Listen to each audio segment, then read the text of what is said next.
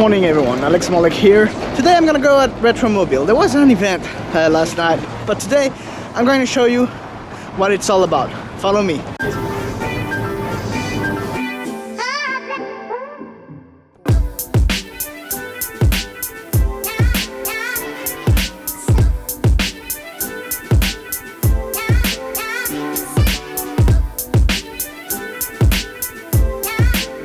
So I'm pretty lucky for the moment. There doesn't seem to be a lot of people, which is a good thing for me. I mean, look at this stunning Porsche 917 Cremeur. I saw this one racing in Sport Collection, as well as actually in Le Mans Classique as well. So this, guys, we are in front of automotive history right here. This is a Bugatti Type 57 SC Atlantic. This Bugatti Type 57 SC Atlantic is probably the least famous of all, the least interesting of the three original ones that remain today. There is Ralph Lauren's black one, the light blue one from the Peterson Museum, and this one. This one is the least valuable of them all. It had severe accidents throughout its lifetime.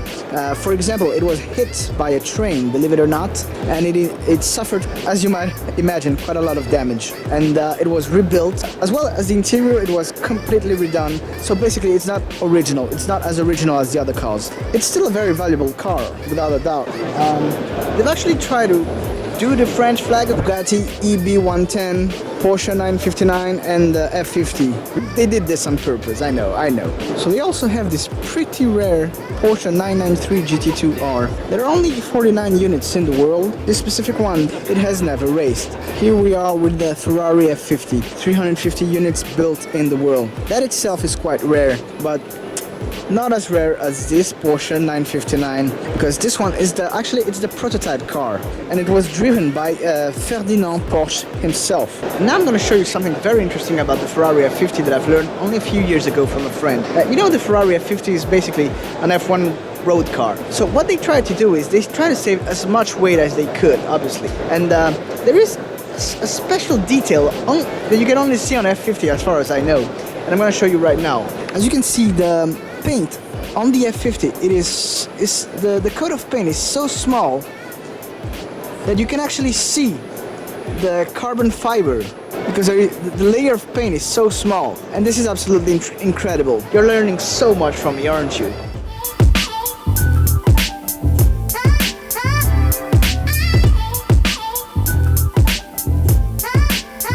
We are in front of the Gembala Mirage GT, which is a pretty interesting car for many reasons. They only built 25 of them, and just recently they sold the last one. The interesting thing about this car, I'm going to show you right here, is the paint. It's black with golden glitter. You're not dreaming, it's golden glitter. I don't think with a paint like that the car is easy to sell. The Mercedes Clk Gtr Amg is considered by many as a unicorn in the automotive world, alongside other nice cars such as the McLaren F1 and Porsche 911 GT1, obviously. For such a car with such a body, 550 horsepower, the exhaust on the Clk Gtr seem quite ridiculous compared to the side of the car, really. This is actually a very funny fact I had never noticed before. Very small. I mean, compare this to my fist. Look at this.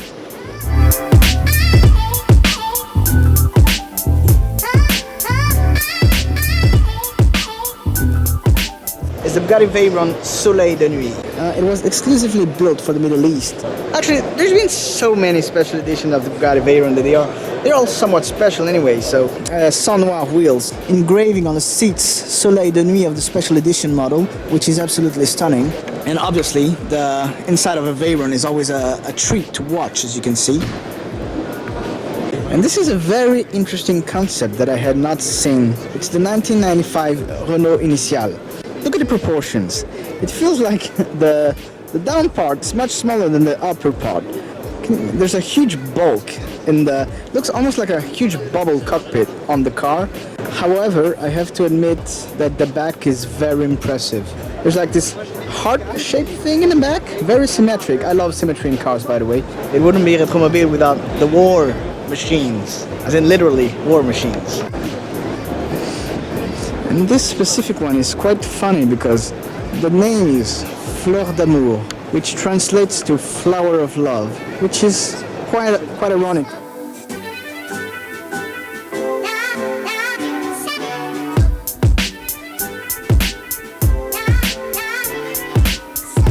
So what is behind me is actually very rare. Only 53 Jaguar XJ Ar-15 were built in the world, and you don't see them very often. Actually, this is my first one. XJ Ar-15 has a very interesting story. It was built for a special championship that used to race before the Formula 1 Grand Prix. Back in the day, I think it was in the 90s, something like that. So yeah, the JD Classics booth also have this very interesting Ferrari 250mm Vignale Spider. Not only does it look extremely good, at least to me, but this one was driven by Mike Hawthorne, you know, the famous pilot, during the 1953 Mille Miglia. Well, most classic cars have a history, but this one has a rather interesting one, that's for sure. I really like the two-tone red and black.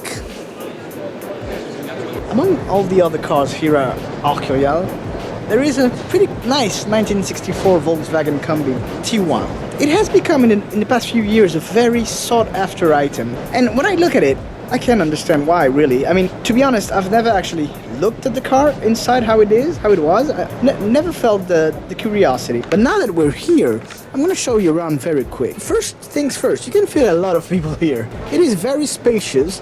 It's definitely the perfect road trip car. You can take your friends out for a day on the beach or a road trip or something. You would have the best of fun. It really seems like a practical car. So in here we have a pretty cool Lamborghini Miura Sv from 1972.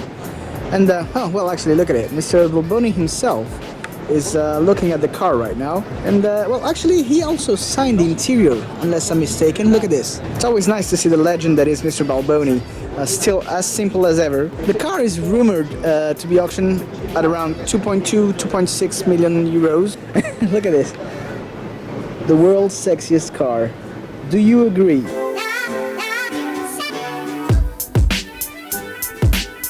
Rolls-Royce is a brand of luxury, perfection. They pay a lot of attention to detail, obviously. And I would like to tell you a little trivia about the Spirit of Ecstasy. Check it out. In theory, the Spirit of Ecstasy on every Rolls-Royce... Oh, by the way, the Spirit of Ecstasy, in case you didn't know, it's that little lady on the hood of every Rolls-Royce. On each Rolls-Royce, in theory, the wing, where the side of the steering wheel should be smaller than the other one. So as you can see here, there is a small problem, considering this wing is bigger on the side of the steering wheel. That means there must have been a problem somewhere. Either the car was rebuilt, either Rolls-Royce messed up, I don't know. Who knows? If you're a bit familiar with the auction world, you will know of Max Girardo. He was running the RM auctions. You know, he was a speaker, the guy that animated the whole thing. He left the company not so long ago to create his own called Girardo & Co. They're here at Retromobile, and they brought something quite interesting. They brought a Ferrari 550 Pro Drive. Only 12 units built in the world, if I'm not mistaken. This one has raced 5 times, I think, in the 24 hours of Le Mans, and it won 5 times.